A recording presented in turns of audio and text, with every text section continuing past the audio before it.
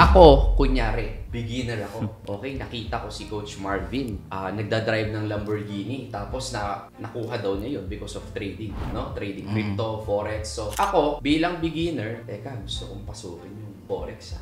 Ano bang right way para pumasok ako? Ano ba yung unang titingnan ko? Ito lagi ko sinasabi sa mga audience natin. Dapat yung trading mag-a-adjust sa'yo, hindi ikaw yung mag-a-adjust sa trading. Would you agree? Tama. Kung ako sa inyo, maglabas kayo ng notebook at saka ng ballpen. Take note nyo kasi guys, ito sila, kailangan pang magbayad, no, para maka-attend ka kasi mga expert talaga sila, guys. Bakit nagbabago yung psychology ng tao pag lumalaki yung pera? So, very normal yan. Ako naramdaman ko po yun maraming beses eh. Yung ang galing-galing mo sa $100, ang galing-galing mo sa $1,000, pag binigyan ka ng 10K na fund, medyo stock up ka na. Kailangan, para hindi ako masunog or hindi ako maka-experience ng hindi maganda. Siguro, maganda na ang piliin ko na broker is alam kong matibay. Kasi kung hindi matibay yan, gumaling ka nga mag-trade, hindi ka naman maka-withdraw. Yun naman. Sorry.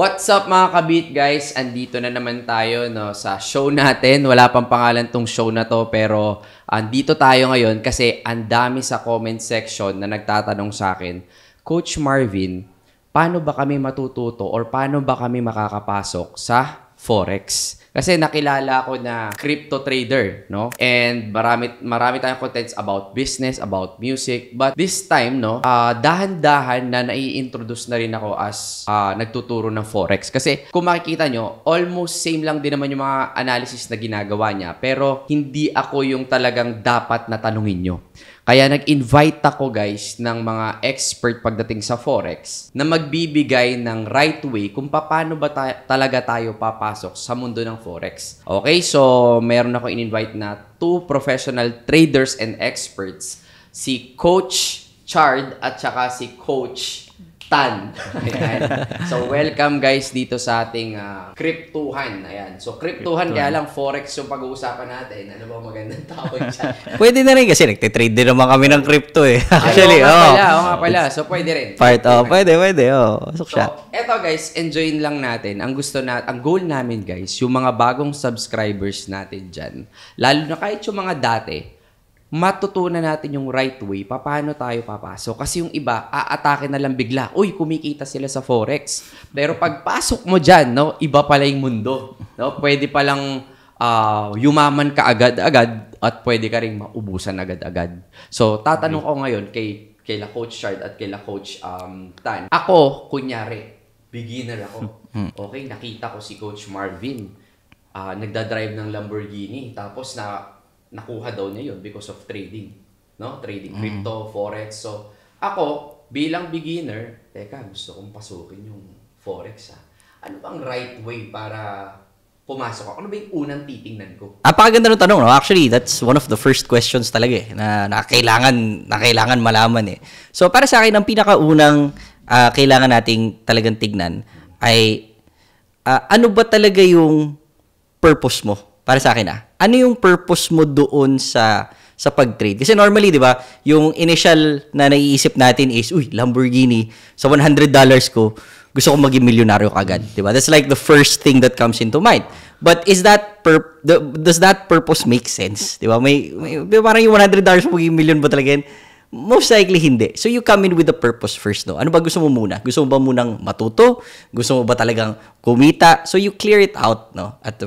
In the first place. Okay. So parang ang lalabas pala niyan, hanapin ko muna yung why ko. Exactly. Bakit ko papasukin tong Forex na to? Bakit ko gusto? Dahil lang ba gusto ko magkalambo? Or may mas deeper reason pa, no? So yun yung number 1, guys. Tanong nyo muna sa sarili ninyo. Bakit nyo to papasukin?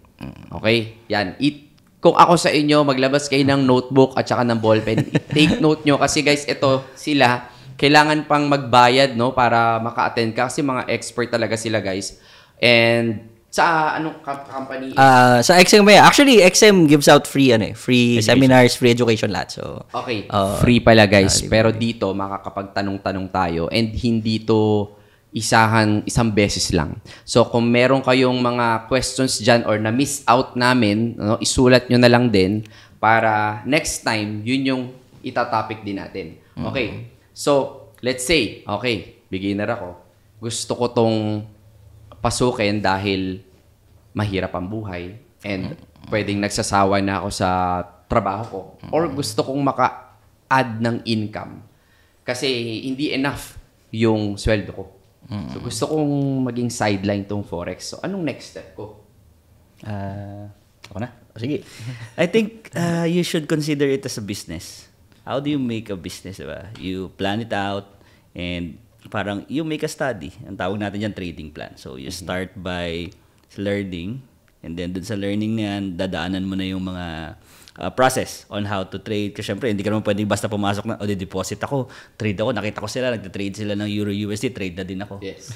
So, ang isa sa pinaka-importante is you make a plan. Okay. How do you want to trade? Unang tinitingnan natin dyan is yung time availability mo. Okay. So, ano ba yung oras na available natin sa trading? Kasi minsan, nakikita natin yung mga tao na, uy, ito, nagtitrade siya, trade din tayo, ganito. Tapos siya, nagtitrade siya, pag-enter niya, exit din siya. Gawin kaya natin yung mga ganung bagay. Okay. So, meron siyang mga different style kasi ng trading, di ba? Parang sa crypto, di ba? You have yung mga scalping natin, yung mga position trade natin. So, we also treat yung ating forex trading like ganun. But you have, but you have to make a plan. Yes. So, di ba pag nag-start ka ng negosyo natin, kailangan meron kang business plan. Yep. Halimbawa, gusto mo magtayo ng sari-sari store. Basically, sa plano, saan ka kukuha ng supply mo, magkano yung markup mo. Ganon din naman sa trading. Sa pagtitrade. So, kunyari, yan, mag-start ako. Okay, paplanuhin ko to, no? Trading plan ang uunahin ko. And at the same time, ano yung papasok na oras? Kasi, let's say, yan, may full-time ako job. Tama. Ang extra ko na oras, 1 to 2 hours lang. And meron din naman mga tao na kakaririn talaga. Or mga negosyanteng ang daming pera, ang daming oras. So, meron din pasok na strategy para sa kanila. Tama. Gusto rin talaga matutunan yung Forex. Dahil hindi naman talaga biro yung possible. Tama. Kitain pag inaral mo talaga siya. Okay. Guys, ito, makinig meron na, may plano na tayo, no? Paano ba gawin yung trading plan na yan? Like, yung actual talaga na paplanuhin ko, okay, ito yung available time ko, and then, ano ba yung mga currency na gusto kong i-trade, or aaralin ko ba muna yung technical, or ano ba magandang simulan? Sige. Siguro simulan ko muna dun sa dagdagan ko yung idea mo, sir, dun sa oras, no? Kasi tama po kayo, magkakaiba yung available na oras eh. And I think it really starts with that eh. So, siguro, tignan nyo, ano ba yung available oras nyo? Libre ba kayo pag umaga lang? Diba? Kasi pwede mo tignan yung charts umaga. Sige, matitignan mo ba yung charts multiple times throughout the day, no? Or pwede ka ba talaga nakatutok? Marami kang oras, no? So, depende doon, may mga strategies that would apply. So, for example, marami kasi nagtatanong full-time po ako nagtatrabaho, no? Sa gabi ako nakaka-uwi. Posible pa ba ako makapag-trade, no? So, sasabihin ko, opo, posible yan. Yung mga ganyang oras, walang problema. You just go to a higher time frame. So, yun yung mga medyo long-term trading, position trading, pwede yan, no? Sa umaga ka lang titingnan charts, no? Or a couple times a week, pwede. Okay. No? Tapos, pagdating naman dun sa medyo may mga oras, you can take a look at the charts, a couple times a day, siguro. European Open, mga alas 3 po ng hapon yan sa atin. Or US Open, mga alas 8 ng gabi. Ayan, pag pwede ka tumingin sa mga ganyan, okay naman, makaka-swing trading ka, no? Okay. Pag may oras ka, you can do intraday or scalping, yung medyo nakatutok talaga. So, I think that's number 1 no? So, naniniwala po kasi ako na para magkaroon ka ng consistent results sa trading, kailangan magbigay ka din ng consistency sa oras mo. Yes. So, hindi pwedeng yung tipong, hindi gusto ko mag-trade ngayon, kikita ako, tapos biglang next time, yung ko muna, hindi muna ako mag-trade, no? So, yun, number 1 yun yung Yung... May add ako dyan. Yeah. Ito, lagi ko sinasabi sa mga audience natin, dapat yung trading mag-a-adjust sa'yo, hindi ikaw yung mag-a-adjust sa trading. Would you agree? Tama. Yung trading ang mag-a-adjust sa'yo, hindi ikaw yung mag-a-adjust sa trading. Okay, tama. Kasi kung ang availability mo lang, katulad ng sinabi ni Sergio, umaga, hapon, tsaka gabi lang, edi you trade on that time. Yes. So guys, dun sa mga newbies natin na nakikinig ha, may mga naririnig kayo na swing trading, intraday trading. So pwede naman natin yan i-tackle sa susunod. Pero ang ibig sabihin lang yan, yung gaano ka katagal nagtitrade. Tama po, Oh, tama. so Holding let's say, period. Yeah.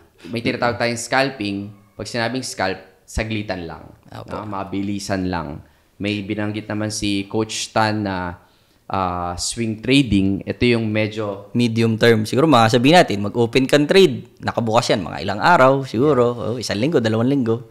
okay. So yung intra naman is intra trading. Oh, intraday, yung within the day, yung tipong the day. magbukas ka ngayon, after a couple of hours, sara mo na. No? Hanggang gabi, bago Yung- matulog, no? Pero scalping, yung excited talaga lahat ng tao eh. Yung tipong couple of minutes, in-out ka sa market. Pag Grabe umiinom ka ng kape, mababayaran mo yung kape mo eh. Yan yung Actually, That's the dream eh. pero may mga tao na magaling sa swing trade, magaling sa position, pero pagdating ng scalping, di ba? Ako, guilty ako dyan. No? Sa totoo lang, Pares kasi, tayo. kasi, ito po, sorry, dagdag lang natin, no? Yung pag nag-consider po kayo ng time frame, sa simula po, hindi natin malalaman kung saan tayo natural. Kasi, may mga tao po na natural pagdating sa scalping, magagaling yan, no? Pero pag sinalang mo dun sa pangmatagalan, position trading, di nila kaya, no? Hindi mapakali. Nangangati no? yung kamay nila. Nangangati yung kamay, no? May mga iba naman tulad ko po, pinipilit ko po kasi nung una na mag-scalp ako kasi that's the dream eh. Yung talagang pindot-pindot ka, In-out. $100 ka agad eh, $200 eh. Tinaray ko, natitense ako. So, palyado, no? When I moved to position trading, doon medyo nag-stabilize yung trading ko, okay siya. So ibig sabihin, kumbaga kung baguhan ako, habang natututo ako, malalaman ko rin kung ano yung strategy na pasok sa akin. Di ba? Tama Minsan, po. hindi talaga para sa akin to swing eh. Baka itry ko kayang scalping naman, no? So, kunyari yan. Okay, ando na tayo guys ha. Mahanap din natin yung strategy na pasok sa atin. Pero, ano ba dapat ang gawin ko to practice? Like, pagde-demo muna ba ako? Or ano ba pwede nating start lang muna? Gusto ko mag-practice muna para hindi masunog agad yung totoong pera ko. Tama. No? Di ba meron na tayong plano kanina. So, dun sa plano, kasama yan eh. Dapat, bago ka mag-start ng talagang live trading mo, nandun yung demo account natin. Pero sa akin, ako kay Sergio, pero sa akin, yung demo account is just for you to feel paano mag-entry, paano maglagay ng mga stop loss, etc. Yung ma-feel mo lang yung mga platform mismo. Yeah. Instead of doing demo account na pag nag-start ka, you can start with a small amount, di ba? Small amount para pag nagte-trade ka, you can feel emotion. May emotion eh. So pag may emotion siya, nandiyan na yung matututunan mo yung panggigigil, yung matututunan mo yung tawag ito, yung FOMO, lahat, revenge trading, kahit maliliit lang yan, basta meron kang pera na nandun, talagang maano mo yung sarili mo eh. Oh, totoo yun. Kahit $1 yung natatalo mo, bad trip ka na. You can start with $20, $30. True. Kasi iba pa rin talaga yung may sa totoo lang Oh, iba yung may emosyon eh. Kasi sa demo account, pwede kang mag-demo na may 10,000 ka dyan, pero alam mo yun, pipindutin mo lang, kahit i-apply mo yung manalo o matalo, parang for me, yung demo is para lang ma-familiarize ka sa nangyayari sa market, masanay ka, even kabisado mo yung Platform yung platform itself.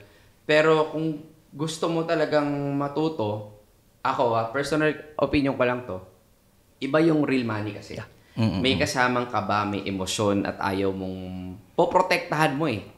'Di ba? Kumbaga, ito yung capital ko, poprotektahan ko tong wag matalo. So anong gagawin mo? Dahil magre-ready ka na for battle, ire-ready mo talaga yung sarili mo. Kasi pag hindi ka ready, tapos ka. Tama. Pera siya eh. Okay, gusto kong pumasok na sa Forex. Let's say, inaral ko na yung mga, may trading plan na ako. Nakapag-aral na ako ng technical analysis, okay? May mga courses akong binili or umattend ako ng mga turo ng XM or any broker na nagbibigay ng free or sa YouTube, inaral nila. Now, ang pangalawa for me dyan is, kailangan, para hindi ako masunog or hindi ako maka-experience ng hindi maganda, siguro, maganda na ang piliin ko na broker is alam kong matibay. Kasi kung hindi matibay yan, gumaling ka nga mag-trade, hindi ka naman maka-withdraw. Yun naman. Sorry. Natawa talaga ako. Ayoko na mag-comment. Ang galing-galing mo na, okay, profitable ka. Problem, hindi mo lang ma-withdraw yung pera. So, maganda na rin na select o piliin nyo na okay ang broker. Ano ba dapat ang tinitingnan kung pipili ako ng broker? Kasi gusto ko, aral na nga ako. May pera ako, ready na ako. Okay, nakapag-trading plan na ako. And paano ba tingnan kung okay ang broker? Sige. Dami ng broker. Sige. Dami ng broker. Napakagandang tanong niya, no? So, number 1, ang kailangan yung pong tignan ay regulation. So, yun ang pinakauna natin, no? Normally, ang mga brokers, naghahanap yan ng mga talagang magagandang regulation. So, for example, si XM, marami tayo, multi-regulated tayo. So, meron tayo sa SciSec, no? Sa Cyprus, we have Belize, we have ASIC, we have a lot, eh. And the more regulations they have, mas mataas yung credibility niyan. Okay? Kasi syempre, ang hirap i-maintain nun eh. Kailangan malinis yung pangalan nila, maganda yung operations nila for them to maintain all of those licenses. So that's number 1. No? Number 2 is, ang gusto mo talaga makita is, honestly sa trader, yung linis ng trading experience eh. For example, nag-open ka ng trade, walang recoats, no? Talagang pasok yung trade mo, yung spread mo hindi nagsa-spike ng hindi naman dapat, no? Kunwari may mga times na pag may balita, nagsa-spike yung spread, lumalaki, no? Pero normal basis, maganda yung spread, swabe lahat, no? Tapos at the same time, the deposit and withdrawal methods are very easy, no? Madali sa atin. So yun naman normally yung mga una mo dapat tignan. Secondary na siguro yung yung education, 'di ba? All the support that they give out. And siguro yung mga events, no, yung mga promos, secondary na yon, no. Maganda kung meron ganun. Kasi nung naalala ko nung nag-start pa lang ako mag-aral ng forex noong way back 2015, no, if I'm not mistaken. Una, yung broker, may mga na-encounter ako na broker na nakapondo na ng malaki, no, and then nawala. Lumipad na, umalis. Number 1. Baka ma-delete yung video pag nagsabi tayo. May problem naman na pangalawa, so lumipat naman ako isang broker, nag-deposit naman ako ng pera, parang hindi naman pumasok. No, lalo na sa kung crypto yung dine-deposit mo, 'di ba? May third party yan na ginagamit na nagpo-provide ng QR. So na-experience ko din na nag-scan ako, hindi naman siya parang ewan ko na-hack ba yung broker or what, or ako yung tinira kasi. Anyway, no, may mga ganon. And sa withdrawals, nahirapan mag-withdraw. Yung iba naman na na-encounter ko ng mga brokers, mahirap na mag-deposit, ang hirap pa magpa-verify. Kumbaga, ang hirap ipasok nung pera ko. And, di ba, may KYC nga yung iba. Right. ID mo, ang hirap magpo-provide ka pa ng mga billing address, which is okay naman yun. Wala namang problema ron. Pero, pahirapan. Kumbaga, for me, gusto ko sana smooth. No? Smooth, Sa XM ba, kamusta ba ang smooth naman ang... very smooth yung XM. I think most of the difficulties na, siyempre, disregard natin yung mga talagang hindi legit, Pero most of the difficulties are hindi sanay din siguro yung iba doon sa mga IDs natin dito, sa mga proof of billing natin. With XM, walang problema kasi yung team na nagve-verify is local eh. So, kilala nila yung IDs, kahit yung support, mag-chat ka within the day, Pinoy yung kausap mo. May office.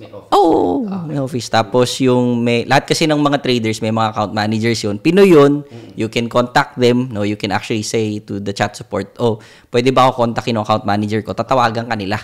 So, very personal yung relationship kasi nung XM with its traders. Saka kunyari, merong mga technical na problems or like, mabilis, kunyari, anong ID ba kailangan ko? Or kasi naiintindihan eh. May matatanungan ka. That's good And napansin ko, syempre, sponsored tayo ni Syempre, si Pacman. Gusto ko siya makita nagte-trade, ha? Nakita may video, gano'n siya. Pwede na yun. Si Manny Pacman nagte-trade, ha? Manny, dito kita manapalo. Ganda ka lang itin yan eh. Shoutout sa ating pambansang Siyempre. Idol natin yan. Signed tawag dyan, boxing gloves. This year lang yan, this year. Solid nga. Anyway, yun nga, no? Okay. Okay na ako. May broker na ako na trusted. Guys, by the way, no, sa mga gusto pala ng i-try itong XM. Siguro magpo-provide na lang ako ng link dyan sa description para madali na yung pag-register ninyo. Click nyo lang yung link dyan. And then, yan, may account na kayo. So, let's say may broker na ako. Ano ba dapat ko gawin? Aralin ko muna yung technicals. Ano ba? Kasi usually ang inaaral, technical analysis, ang daming strategies na available, tapos fundamentals, ano ba mga website yan, no? Or dapat bang bumili ako ng course para matutunan ko yan, or umattend ako ng mga seminars? Ano ba yung next step ko? Let's say, equipped na ako, may trading plan na ako, may broker na rin ako. O ano nang pwede kong gawin? Siyempre, yan na yung gusto natin kasi. Yan eh. Yan ang gusto namin kasi dapat mag-attend na kayo sa mga coaches, di ba? Libre naman eh. Libre lahat. Kasi, paano ka mag-start kung hindi mo alam paano maglagay ng mga indicator sa chart, hindi mo alam ano yung price action, di ba? Ano yung mga yan? Yung mga yan naman, tinuturo natin sa live webinars natin, di ba? Tama. So, rough ano, oo. Sige. Paano sila makaka-access sa sa live webinar? Kailangan mag-register sila sa XM tapos sa loob ba ng XM account or merong But yes, bale dun po sa link na ibibigay, once you open an account there, meron pong parang access yun doon sa mismong dashboard sa website.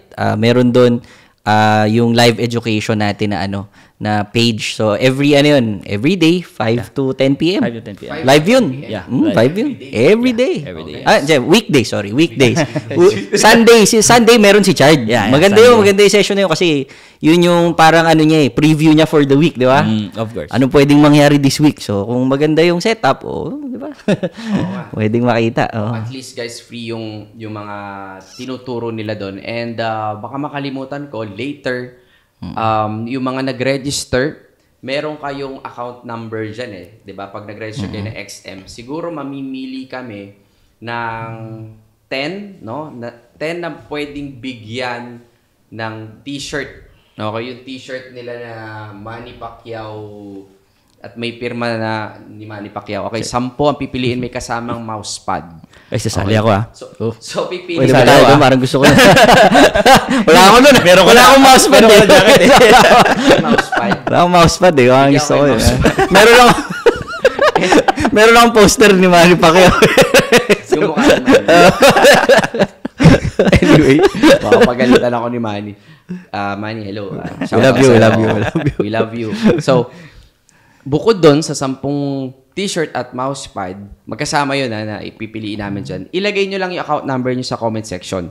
Dahil meron pa kami pipiliin. In-announce ko na to dun sa content ko last time, yung social area ng XM, wherein doon pwede ka ring mag-copy ng mga professional traders doon sa loob ng XM. Okay, in-announce ko yun. Pipili din kami dito sa comment section ng mabibigyan ng 3 $100 na NDB and non-deposit bonus. Ibig sabihin, hindi mo kailangan mag-deposit. Kami yung magbibigay ng pang-trade sa'yo. Mamimili lang sila sa comment section. 3 yung magbibigay ng $100 at saka 2 na $50 na non-deposit bonus. Wow. So, yung mga gusto dyan na walang susubukan, ingatan nyo ha, kasi pwede nyong withdrawin. Okay? Huwag yung one-time, big-time trade. Magiging milyonaryo na ako nito, $50. Gawin yung casino. I suggest, pag nabigyan kayo nun, aralin nyo maigi, sundin nyo yung mga tinuro nila para yung 50 na yan, malay nyo, mapalago nyo, pwede maging 1,000. Yung realistic, diba? 1,000. Ewan ko, ako para nakita ko, yung 50, pwede mong madoble yan. Kung talagang iingatan at gagalingan mo. So, yung 50, magiging 100 yan. Pwede rin maging 200. Kung gusto mong maging Lamborghini yan, matagal. Medyo. Dugot pa ako siya. Pero at least libre yung trading fund. No? Salamat XM sa sa pamigay nyo or yung promo nyo na yun. I-announce ko na lang sa next content natin kung sino yung mananalo kasi kukontakin kayo ni XM. Okay, once nag-register kayo kasi ilalagay nyo yung number nyo dun. So, sila na bahala mag-contact sa inyo. But anyway, guys, going back dun sa topic natin. Okay, pag-aaralan ko ang technical analysis, paano gumamit ng indicators, paano yung trend, no? Yeah. Baka pwede natin dagdagan ng konti yung dun sa trading plan, no? So I think pwede natin himayin ng konti, no? Yes. Para sa akin, no, Sir Chard, lang, you input kung may mga ano. Para sa akin, ang importante talaga is number one, kailangan, di ba, meron ka tayong trading plan, meron tayong tamang risk management, at saka tama yung mental approach natin. So, I think those are the 3 things that can make you a consistent trader. So, unahin natin si trading plan. Yung trading plan, sa totoo lang, kapag sumaba ka kasi, dami mong pag-aaralan sa trading. Mababaliw ka nun. Tignan mo lahat ng websites, tumingin ka sa YouTube, mananawa ka and everybody says one thing and then yung the other side kino-contradict yun. So, mapapaisip ka ano ba talaga dito yung tama, no? Sa totoo lang, there are multiple ways to trade the market. Walang tamang paraan. Hahanapin mo lang kung saan ka komportable. Pero para sa akin, siguro i-break down natin ng mas madali, no, mas detalye, no. So normally, ang kailangan po nating tignan is anong type of movement ba yung gusto mong i-capture? Okay, yun yung madalas na hindi nakikita Anong type of movement ba ang gusto mong i-capture? For example, gusto kong i-capture ang trend, no? So you go with the trend following strategy. Okay. Gusto kong type of movement na i-capture yung ranging lang, wala masyadong ginagawa yung market. Yes. Then you find something na more on medyo scalping, medyo martingale, medyo plus minus yung trade mo, no? Or gusto mo ba yung medyo reversals? Yung talagang pag nakita mo, nag-dip yung market, gusto mo kunin sa ilalim, tapos biglang aangat, no? So, that's the first thing that you think about. Kasi ang madalas ang ginagawa ng mga tao is that they get one strategy and they try to trade all types of market conditions. So, tandaan po natin, nagbabago ang merkado. It can be ranging, walang ginagawa. Pwede yang mag-trend, pwede yang mag-reverse, no? So, piliin mo muna ano bang gusto mong capturein para malinaw sa simula. Hindi pwedeng one size fits all. Okay. Kumbaga, minsan kasi, halos lahat inaral mo na. Hindi ka na makatrade or ikaw mismo. Parang nalilito ka na sa sarili. Paralyzed ka na. Tama lahat to lahat ng strategy na nakita panood mo sa YouTube, ina-apply mo, no? Tama. So, ako bilang nagtitrade din, ang gusto ko parang mahanap ko lang yung isang profitable strategy. Okay na ako Tama yan. Profitable na nga Yeah. So, parang okay. Madami, may kumikita sa paggamit ng, let's say, breakout strategy, ICT, SMC, harmonics, halos lahat, no, inaral mo na. Pero, for me, isang strategy na nakakapag-gain ka, at the end of the month, profitable ka, for me, malaking bagay na yun. Tama. Okay na yun. Kasi kanya-kanya tayo ng strategy. Or yun nga, kanina, pasok tayo sa time. Okay, ito lang yung time ko mag-trade. Ito naman, pasok ako sa strategy na to. Tama. Kasi hindi lahat pwedeng pasok sa'yo Alam mo yun, parang hindi ito para sa akin or kahit anong gawin ko. I think dyan lalabas I think dyan lalabas yung ano natin yung individuality natin no, na kumbaga ito, komportable ka sa ganitong strategy, madali mo makita yung reversals, no, madali mo makita yung mga breakouts, no. So you work on your strength. Yun yung Okay, so let's say ayan, inaral nyo na mga newbies or mga beginners, inaral na natin yung technical analysis, nahanap mo na yung strategy na para sa'yo. And ang susunod dyan for me, okay, dalawa yung gusto kong i-topic dito na maganda maano rin natin, makwento rin natin sa kanila. Una, technical. Okay, inaral mo yung technical. Pangalawa, fundamentals. Ito na yung mga nangyayari, economic or current events or yung mga news. Okay. And then trading psychology. And then risk management. So, kahit konting like, ano yung pwede nating okay. sabihin sa kanila about this. Because itong topic na to for me is very important. Lalo na dun sa mga magsisimula. Ayaw natin sila na magsimula na kulang yung mga... Right. Yung pampambala. Diba? Hindi pwede. Kailangan kumpleto sila. Sige. Ako sir sa psychology, kayo sa risk. Okay, sige. So yung sa psychology, ang una pong kailangan natin gawin is meron kang journal, no? So ito yung pinaka-importante ito Kung gusto mo talaga mag-progress as a trader, kailangan meron kang journal. Yung journal yung simple lang, no? Lagay mo lang kung ano yung mga trades na ginawa mo, bakit mo binuksan, bakit mo sinara yung trade na yun. Kasi doon pa lang makikita mo na kagad kung impulsive yung trading mo, kung malaki ba yung lot size mo bigla, hindi ka sumusunod sa plano mo. So doon pa lang makikita mo na kagad Are you sticking to your plan? No? And from there, so after let's say 1 month, 2 months of sticking to your plan, makikita mo na kagad, ano dito yung mali ko, ano yung pwede kong i-improve, no? And then from there, you can easily adjust your strategy. Tapos i-test mo ulit. Huwag mong asahan, nakikita ka kagad kasi tinitest mo nga lang, di ba? Kaya maliit lang yung lot size mo, di ba? Low risk lang tayo dapat, no? At the same time, yung siguro may impart ko na experiences pagdating diyan sa psychology. Dalawa lang naman normally ang nadadanasan natin diyan eh. Una is how to handle a losing trade. Pangalawa is how to handle a winning trade, no? So madalas at the end of the day diyan ka lang naglalaro no. And medyo magkaiba yung stress na 'yon nung dalawang 'yon. So una siguro yung how to manage a losing trade. 'Yan yung tipong 'di ba, the start of the day nag-trade ka, sabihin natin, tapos yung bumababa yung kita mo, no? So umaabot na siya sa stop loss, 'di ba? Minus $20. Sabihin natin minus $50 yung stop loss, minus 20, minus 30. Pagdating mo ng gabi nasa minus 40, no? Tapos siguro naranasan niyo na rin sir yung parang dinidila-dilaan yung stop loss, 'di ba? Yung minus 49, minus 48, 47, babalik 49, oh. So at ayun na, stress na yun, intense ka yun, So, at that moment in time, siguro yun yung mga pinaka-defining moments ng traders. At that moment in time, anong gagawin mo? Susundan mo ba yung plano mo? Or kadalasan, anong gagawin ng mga tao? Atras yung stop loss mo, di ba? Move, tapos add ng order. Add ng order. Yun yung worst thing that you can do, no? So, baba mo, add ng order para ma-even out, no? So, yun yung mga times na siguro kailangan mo talagang bumalik ka sa journal, no? Yes. Tingnan mo talagang tama yung ginagawa mo. Tama yun, kasi naalala ko nung nagsisimula pa lang ako, yun nga, nagjo-journal ako.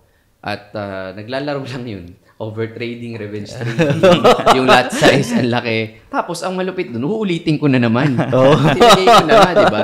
So, nakikita natin yung ano ba yung mali natin. And minsan talaga ganun eh. Kaya lang, dahan-dahan, nag-a-adjust ka na.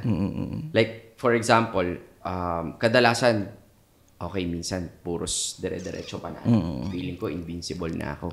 Diba? Kaya lang, ayaw ko pang tumigil. Tapos yung last trade ko pa na yun, alam mo yun, yung pa yung babawi. Babawi yan, binawi lahat yung buong araw mong trade. Well, proper risk management nga daw, diba? So, speaking of risk management, ano ba talaga yan? Lagi ko naririnig yan. As a newbie, okay? Ako yung newbie dito. Lagi ko naririnig, sabi ng mga traders, risk management. Ano ba yan? Sige, ganito na lang. Marami kasi part ang risk management, pero umpisahan natin dun sa pinakasimple. Ilan ba yung capital na you're willing to lose? Kasi once na pumasok ka sa trading, kailangan na-identify natin kung ito kaya kong ipatalo tong certain amount na to. Kasi may mga tao na pag nakita na, ito, kumikita sila, lagay tayo ng malaking pera. Minsan ang nangyayari, naglalagay sila ng pambayad sa motor nila, pambayad sa bahay, mortgage, which is, pag ito yung ginamit mo pang trade, makaka-apekto sa trading natin eh. Pag natatalo tayo, parang nafe-feel natin na sobrang lungkot natin, o kaya, baka mamaya, ito yung ginamit natin, pambayad sa bahay, papalayasin tayo ng asawa natin. Or emergency fund. Emergency fund, or inutang. Ang trading kasi natin, which whatever type of trading, meron niyang certain type of risk. So, it can either be low risk, high risk type of investment. So, again, wag na natin pahabain masyado, pero the basic is, pag pumasok ka sa trading, there will be risk. Okay? Yes. Now, halimbawa, na-identify na natin, kaya kong matalo ng ganitong certain amount. Usually kasi ang tanong ng mga tao, ang tanong ng mga bagong trader is, magkano ba dapat yung sisimulan kong capital? So, ito, yung specific amount, walang specific amount para sa akin eh. This is more of magkano ba yung okay lang sa'yo matalo ka? Yeah. Ano yung afford mo lang afford. to lose? Halimbawa, kaya kong matalo ng $50 a week. Pwede, you start with that kind of capital. Diba? Halimbawa, isang buwan, $50 a week, that's, sabihin mo ng $200 a month. So, yun lang yung gagawin natin capital. Okay. Kasi pag ganun yung concept natin, pag ganun yung thinking natin, kung matalo man tayo sa trading, it will not affect our daily lives, di ba? Yes. Unattached ka. Tama yun, ha? Kasi, brother, sorry to cut you. Number one question yan, lagi, sa comment section. Di ba? Magkano yung pwede ko bang simulan dyan? Pero ang answer nga dyan is depende yung sa'yo. what you can afford to lose. Yun ang pinaka-answer dyan. And kakambal nito, kasi pag yun lang yung nilagay mo, halos walang emotion. Because pwede ko matalo yan. Pero yung decision making mo, nag-iiba because ano ka na pressured ka Pag nakita mong namumula yung trade mo, bro, di ba? Namumula na rin yung mata mo Oo. Diba? So parang, tama yun. Ilagay mo dyan, guys, sa mga newbies, yung kaya mo lang mawala.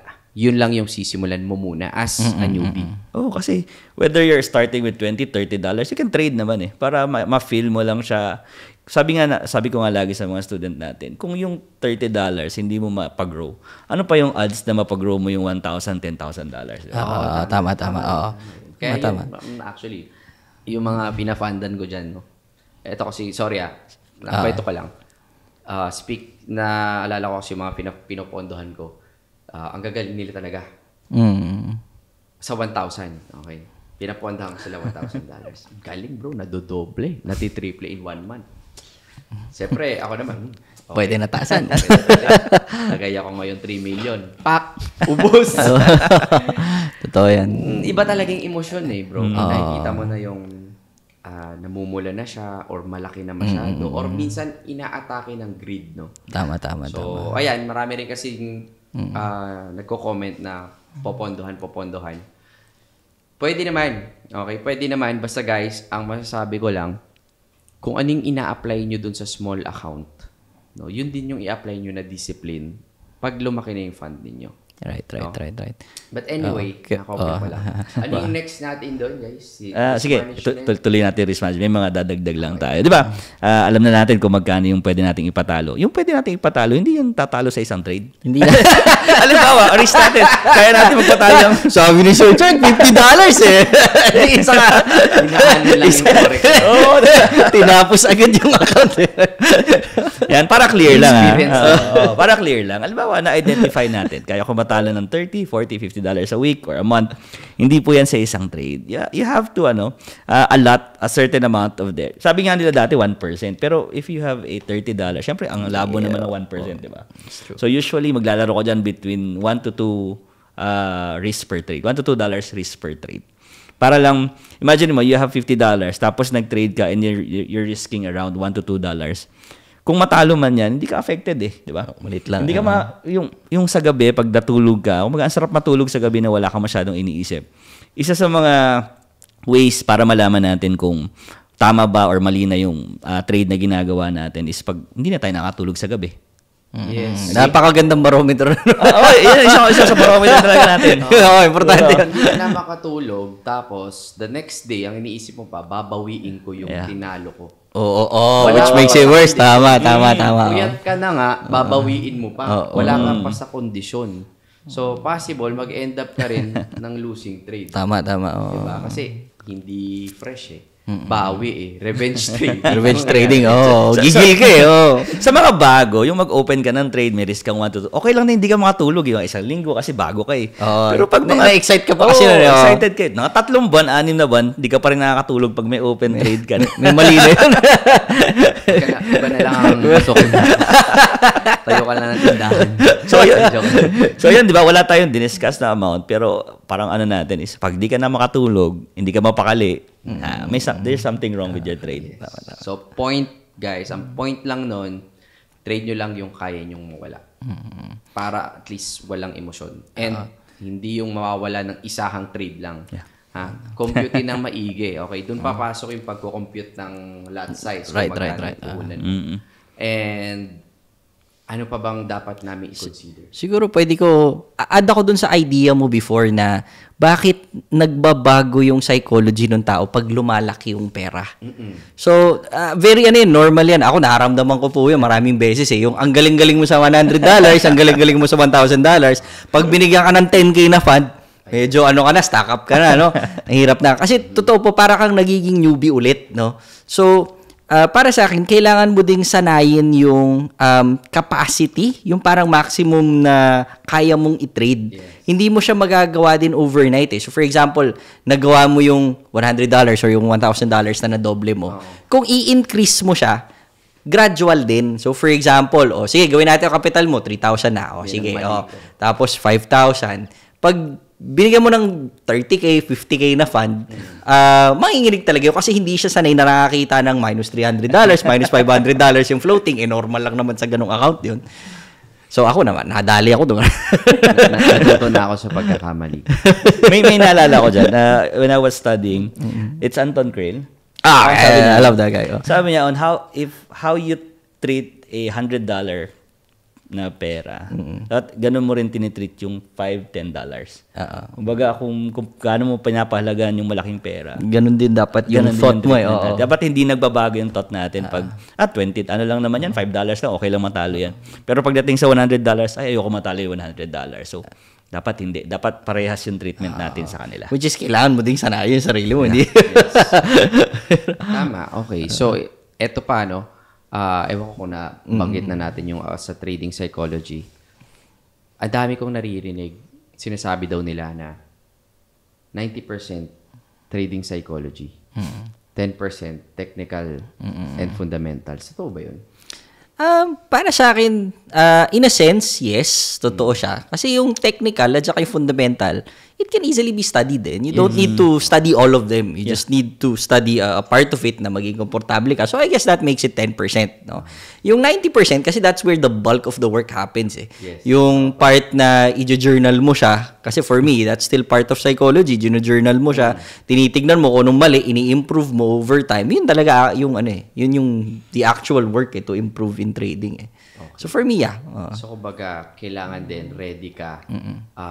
Hindi lang technical, kumbaga yung battle guys is hindi lang more on yun nga technical fundamentals, risk management. Right. Pag andun ka na mismo sa battleground, of course, laban na yan ng mind, ng psychology, ng emotion. So ito, nasasanay to, no? Habang tumatagal, habang nai-experience mo, no? Kumbaga, yung emotion kasi parang kalyo yan, di ba?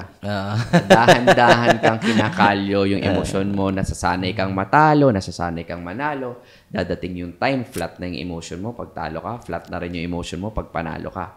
So, malaking tulong din na, alam mo, marami rin nagtuturo rin ng psychology, pero for me, napapractice siya habang and kung live yung account mo, hindi mo siya mapapractice ng demo. Yun yung, kahit maliit lang, kasi invested ka, andun yung emotion Para kasi kunyari, pag natalo ka, matatandaan mo yun Ewan ko, di ba gano'n nag-work ang ating memory natin. Naaalala natin yung mga trauma ng bata, or yung emotion, bigla ka natakot, muntik maaksidente, or namatayan ka ng ganyan. Kahit bata ka, naaalala mo. So for me, sa pagtitrade, ganun din.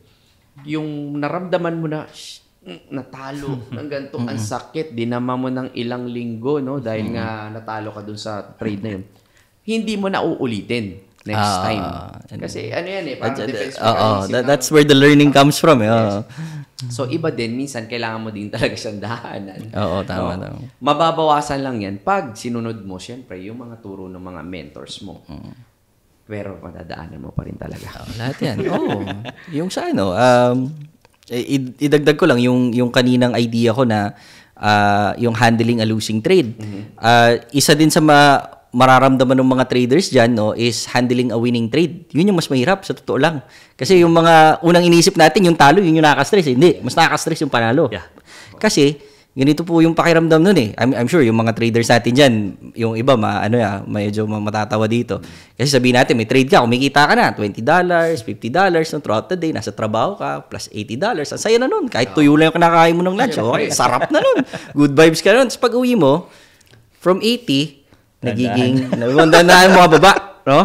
Diba? Kasi at that point, nung may positive $80 ka, ang iniisip mo nun is, nasa yun na yun, parang nasa bulsa mo na Oo nga. Parang ano kayang pwedeng sapatos na mabibili dito? Parang ganun pakiramdam mo And as it's going down, 60, 50, pag uwi mo ng bahay, 20 na lang, bad trip ka na nun. Kasi ang pakiramdam mo, hindi ka nanalo ng 20. Yes. Talo ka ng 60. So, di ba? And at that point in time, ang ginagawa ng mga traders, sige na nga, isara ko na nga to. Sayang naman, di ba? Wala naman sa plano mo dapat na isara yun. Di ba? Sara mo yung trade, kinabukasan, diretso TP. Diretso TP, yan yung mga madalas na nangyayari. So, yun yung mga types of stress, no, na talagang doon tayo matututo. Pagdadaanan natin yan, normal yan, no? And that's where the learning comes from. Pasok yan sa overtrading din di ba? Kasi kumbaga parang okay Totoo. na, diretso. So, bakit for me, okay, medyo magpahinga. Ako kung ako. Tapos na dapat. Okay na ako. Pahinga na ako. Pag uwi, baka feeling mo nga, yun, bagit ko kanina feeling invincible ka. Trade ka pa ng trade hanggang okay na sana kung nag-break even nung simula ka. Pero mag-e-end up matutulog ka bro. Negative. Talo pa. Bad. So, worst. Sunod. Asama ng gabi mo. Kaya maganda. Okay, nanalo ka na ngayon. For me, makontento ka. Huwag ka masyadong greedy. Next, ano ka na rin? Start fresh ka ulit. And tama yun eh. Pag nandun ka sa point in time na yun, tapos siguro naisip mo na, naku, naging greedy yata ako doon. The next time, you can change your plan, di ba? Nandun na yung improvement eh. Yes. And maraming, kahit ako guilty ako. Kasi yun yung kalaban ko din minsan, no? Yung greed. Pagka nakikita ko, yun, laki na ng panalo. Tuwan-tuwa na ako. Ayaw ko pang tumigil. Siyempre, andun yung Yung sasabihin mo sa sarili mo na, last na to. Last trade na to. Last na. Doon pa sasablay. Pero wala. Nakakaano lang. May experience dito sa mga newbies. Exciting ang mundo ng trading. Actually, for me, masaya siya. Pero dadaanan mo talaga yung mga pinagdaanan ng mga traders. Pero for me, worth it naman siya. Pag inaral mo talaga ng totoo. Pero masasabi ko din na hindi rin siya para sa lahat. Okay, hindi siya para sa lahat. Buti na lang, no, kung hindi pala siya para sa'yo, pwede may mga professional traders naman dyan. Like kunyari sa XM, meron silang mga copy trading. Diba? Pwede mo namang ipaubaya din yung trade mo sa mga professional trader. Lalo na kung sobrang busy mo talaga. Pero gusto mo mag-benefit sa forex market. Ewan ko. Pwede. Actually, that's why it's there. Sa totoo lang. Dyan, available siya dyan kung gusto mo. Pero wag yun maging parang sige, sila na lang, copy trading ka naman. Iba pa rin yung feeling, guys. Siyempre, ikaw mismo yung naghirap, nag-aral. Pinaghirapan mo mag-aral ng ilang taon, elementary, college, di ba, high school. Pero ito, aaralin mo lang ng months, no? Pero years pa din. Years pa din. Yung technicals, fundamentals, could be months. Kasi aral mo ng technical. Binila na course o napanood sa YouTube. Mentor na agad sa TikTok eh. Pero ako, guilty ako doon kasi natagal na ako nag-aral ng Forex and tinuruan ako ng one-on-one. Hindi ako nag-course, hindi rin ako like, may kasama ko si, inaral talaga namin na duguan talaga madaling araw na natatapos. Araw-araw yun. And for me, iba yung battle nung mga nagseryoso talaga. No? Again, narinig ko sa inyo kanina, treat this as a business. Kung paano mo siya itatrato, guys, lalo na sa newbies, kung paano nyo siya itatrato, ganun din yung balik. Kung tatratuin mo siya na sugal, magiging sugal yan. Pero kung tatratuin mo siya na negosyo mo, iingatan mo, and every amount ng capital mo, iingatan mo, ititreat ka rin niya, bibigyan ka rin niya ng magandang resulta. No? So, depende sa inyo yan. And maganda na may community ka na kasama. Sobra. Iba rin yung may community ka na nakakapagtanong ka, no, nakakapag-share ka din, no? Kunyari may nagawa ka or may maganda kang trade, pwede mo rin i-share. So, yun lang yung passion natin para ako mismo kaya ako gusto mag-share and share. Bakit ako nag-invite din ng mga sports? It's because ako mismo, guys, hindi naman ako dami kasi tumatawag sa akin na galing mong trader, the best trader. Guys, ulitin ko, hindi ako the best trader. Hindi rin ako magaling. Masasabi ko lang na meron akong strategy na profitable. So, nahanap ko lang yun. And I'm willing to share kung ano yung natutunan ko. Kasi ang daming magagaling na mentors. Ang daming pwede mong pag-aralan. TikTok, YouTube, ang dami nagtuturo, no? Ang daming mentors bigla, no? Bumili ng course, mentor na. But anyway, Sorry, pero yun nga, enjoyin nyo yung journey. Masaya. Baka may i-add pa kayo, guys. Malapit na mag-bull market eh. Dami po. Oy, isa ako dyan. Ikaw legit ka naman. Diyan ka na matagal na eh. Anyway. Kumbaga sa Christmas, di ba lumalabas? Sino yun? Si Santa. Ay, yung kumanta ng Jose Marichan. Ako naman, sa bull run ako lang. Kasi nakapagtanim na siya, no? Anyway, sana may mga natutunan kayo sa mga newbies natin dyan. I know na marami pa kayong questions na gustong itanong. Medyo maiksi yung time namin para Sabihin sa inyo lahat ito. Pero again, pwede kayo mag-visit sa nila sa mga sa XM. Meron din kaming register lang kayo sa XM, may link dyan. Tapos i-comment nyo na rin guys yung account number ninyo para mapili na rin natin sino yung winners dun sa $100, sa $50, saka sa mabibigay ng mga t-shirts. Mousepad. Oo. Mousepad talaga yung gusto niya. Meron pa ba kayo guys gustong i-add or i-promote? Baka meron kayong so yung ano po natin, or what, pwede nyo i-promote. Any. Sige, yung ano lang siguro, yung page lang namin para hindi lang ma-scam. Kasi ang daming mga kumokopya, parang sa inyo, ang daming kumokopya ng mga, ng gumagawa ng mga fake accounts. So yung fake accounts na siguro.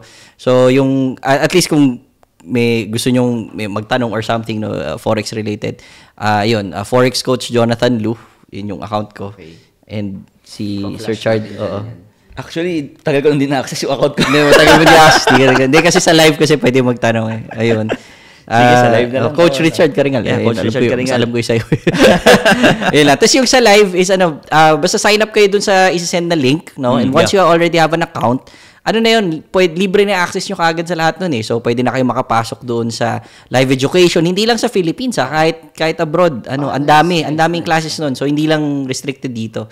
So, 3 po kaming instructors na doon. Kaming 2 po, plus si Sir Maddy. Meron kaming 2 presenters, no? Si Nicole at si Kat, kung may mga tanong sila with accounts. Kasi, yan yung mga, yung leverage yung okay, yung mga ganyan, no? Anong types of accounts yung pinaka-okay. Yan yung mga itatake lang. So, kompleto naman po doon.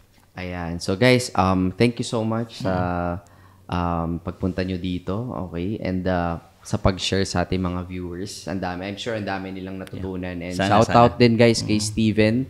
Siya yung nag-organize itong podcast na to sa XM. So, sa susunod, okay, ilista nyo guys yung mga hindi namin na tackle. And i-comment nyo din kasabay ng mga account nyo para yun ang next topic namin. Okay? So, guys, thank you so much. Thank you. Nag-enjoy ako dito. Thank you. Yun lang. God bless.